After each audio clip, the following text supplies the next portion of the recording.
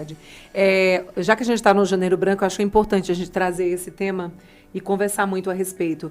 Toda e qualquer pessoa pode desenvolver um transtorno, uma doença mental? Todo mundo, todas as pessoas, elas podem desenvolver adoecimentos mentais de modo geral, né?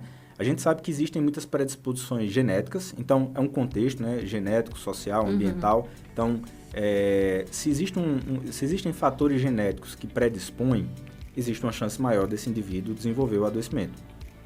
Existem alguns adoecimentos que têm uma herdabilidade muito grande. Se o pai ou a mãe tem, a chance do filho ter é maior. Então, existem características genéticas, mas essas características genéticas elas não são, por si só, definidoras. A prova disso é que existem gêmeos univitelinos, ou seja, gêmeos idênticos, que um desenvolve um transtorno e o outro não. E geneticamente eles são iguais. Então, existem outras características ambientais, a exposição a substâncias, por exemplo, aumenta o risco de desenvolver adoecimentos mentais, o estresse crônico aumenta o risco de desenvolver adoecimentos mentais. Então, existem predisposições genéticas, mas existem também fatores ambientais que podem predispor. Mas qualquer pessoa pode desenvolver um transtorno. E assim, a maneira como isso se manifesta é muito pessoal de cada um, né? Ou tem normalmente, vamos dizer, sintomas que são mais clássicos, que se acontecem a gente deve estar atento e prestar atenção? Existem gráficos, né, assim, que mostram, por exemplo, as mulheres. As mulheres elas tendem a desenvolver adoecimentos na primeira fase, entre a adolescência, naquele período ali, 15 a 20 anos, e aí depois, se a mulher não desenvolve nesse período, existe uma chance menor, e depois no período da menopausa. É um outro período arriscado. São dois períodos onde existem mudanças hormonais muito intensas, né, na vida da mulher.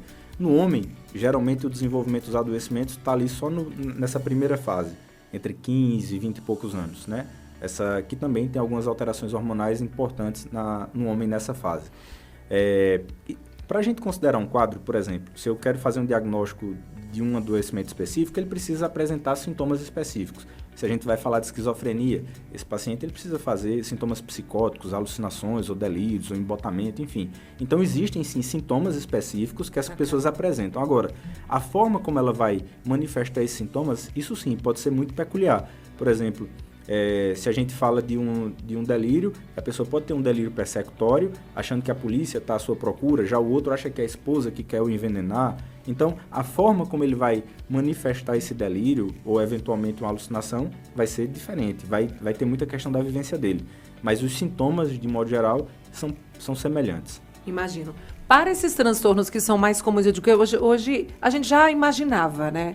Que pós-pandemia a gente ia ter grandes surtos aí de doenças mentais. E como isso vem se confirmando, né? A ansiedade e a própria depressão.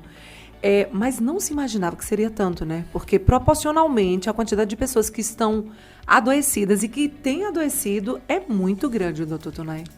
Isso é um fato. E o Brasil, especificamente, é um país que a gente ainda está na ponta. Infelizmente, ocupamos os primeiros lugares, né? Sobretudo em transtornos ansiosos. O Brasil é considerado talvez o país mais ansioso do mundo. Então, a gente crê que cerca de 10% da nossa população hoje convive com sintomas de transtorno de ansiedade. Então, não é aquela ansiedade habitual, uma ansiedade... Não, são sintomas ansiosos que impactam negativamente na vida do indivíduo. Então, veja, 10% é muita gente. É muita gente, né? E isso reflete uma série de coisas. Lembra que eu falei que o estresse acaba levando a adoecimento?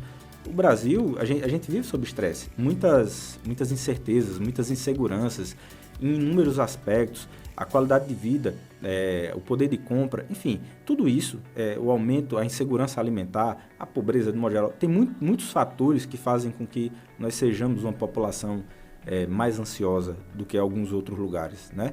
Em transtornos depressivos, nós não somos o primeiro, mas nós temos índices de depressão que são relativamente altos também, que são altos, quase 5% pelos últimos dados que a gente tem, e sabendo que isso tem aumentado. Então, realmente, a gente convive hoje com talvez até uma pandemia também de saúde mental, aqui não só no Brasil, no mundo, mas especialmente aqui